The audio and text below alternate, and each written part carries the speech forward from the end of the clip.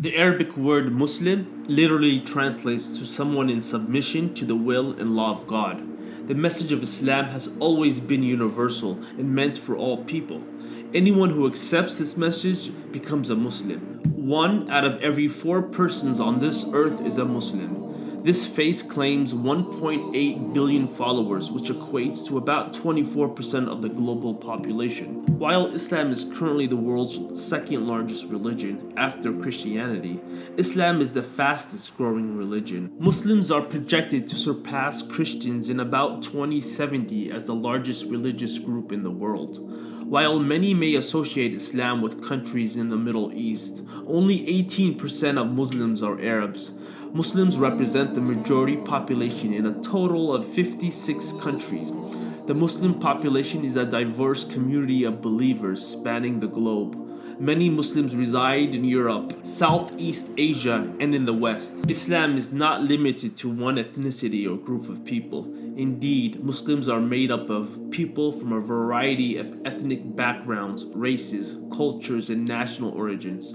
Whereas more people call themselves Christians as opposed to Muslims, the religion that claims the most followers actually practicing their religion and its rituals are Islam. A higher percentage of Muslims is practicing Islam than Christians practicing Christianity. A Muslim is a person that submits his or her will to the Almighty God, as he acknowledges that God knows what's best for him. So he follows God's commandments for his or her own best interests. A Muslim is someone who lives to attain the purpose, and this purpose is found when one lives not to better himself and the things around him, but in following God's commandments so that he can live a peaceful and happy life in this world and so that he can prepare himself for eternal joy in the next world. In Islam, a Muslim is not someone who simply knows the truth. A Muslim is someone that submits to the truth. A Muslim is someone that believes in God and follows God's commandments. Islam stresses belief and in acting on that belief. Mere faith counts for nothing if not carried into practice. The purpose of Islam is not knowledge, it is submission. No belief by itself can bring salvation. To simply just know God is one and that Muhammad is his last and final messenger is not enough. A Muslim is someone that doesn't make wealth, health, and power the ultimate aims of his life. Whereas Muslims use these assets as a means to living, it is not their ultimate aim or goal. A Muslim has a much bigger aim in life than gathering of temporary material goods.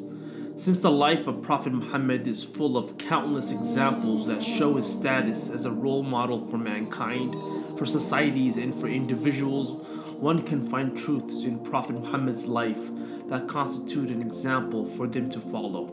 His life was a reflection of good manners, superior morality, generosity, good habits, politeness, respect, gentleness, noble feelings, and wisdom from God, all of which help mankind live a better, peaceful, easier life of good. Muslims attempt to emulate the Prophet Muhammad's faith, behavior, attitude, patience, charity, compassion, righteousness, and piety. The act of emulating the Prophet is called Sunnah. The term Sunnah is a concept that means the way or the practice of. The meaning of Sunnah is generally understood as through act of doing whatever the Prophet said, did, or approved. Sunnah is the way or the practice of Prophet Muhammad. Muslims emulate the way that the Prophet ate, drank, the position he slept in, the way he behaved and interacted with others, etc. The act of following the Sunnah, the way of the Prophet, would make one's life in this world and in the next easier to survive and navigate. Emulating the Prophet would also keep one from falling into error or sin. Prophet Muhammad was the sacred model for mankind to emulate and follow, as he was sent by God as an example how one should live his life to the best of his ability. Thus, Muslims study the biography of the Prophet Muhammad, which they call Seerah. Muslims believe the easiest road to goodness, to moral excellence and success in this life and the hereafter comes through an emulation of the Prophet.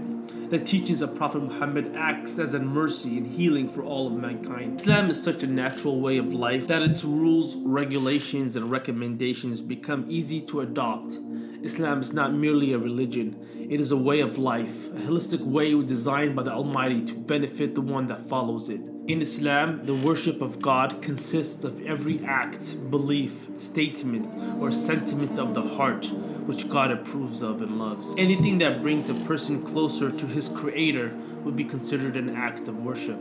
It includes physical and external forms of worship, like the daily ritual prayers that Muslims are prescribed to, fasting, and charity. It also includes eternal worship, such as faith in the angels, God's books, and his prophets. Acts of worship also include the loving of God, gratitude, reverence, and reliance on God. God is worthy and entitled to worship by the body, soul, heart, and mind. The opposite of a Muslim is a kafir. The Quran warns one against being a kafir. The word kafir occurs more than 150 times in the Quran. The word kafir refers to something that is covered up or concealed. For instance, a farmer is also called kafir in the Arabic language because a farmer covers seeds in the earth. The Quran uses the word kafir to describe a disbeliever because a kafir is one that is insincere in their life, deliberately rejecting the truth which they cover despite knowing its truth. A kafir is also someone that refuses to question the beliefs taught to them during their childhood. They blindly follow their forefathers without thinking, reflecting, and pondering over their beliefs. They do not search for the truth.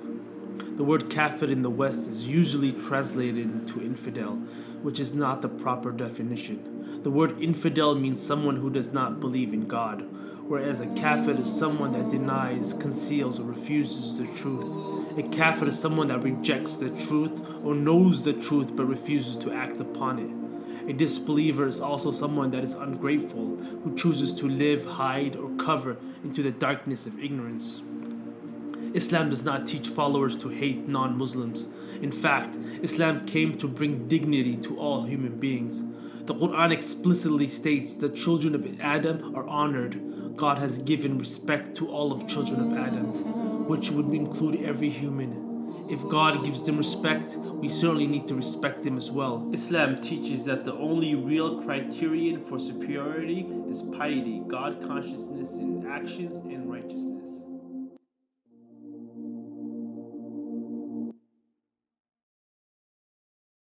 Our Prophet narrated, "Whoever guides another to a good deed will get a reward similar to the one who performs it." So please like, subscribe, and share this video. Assalamu alaikum.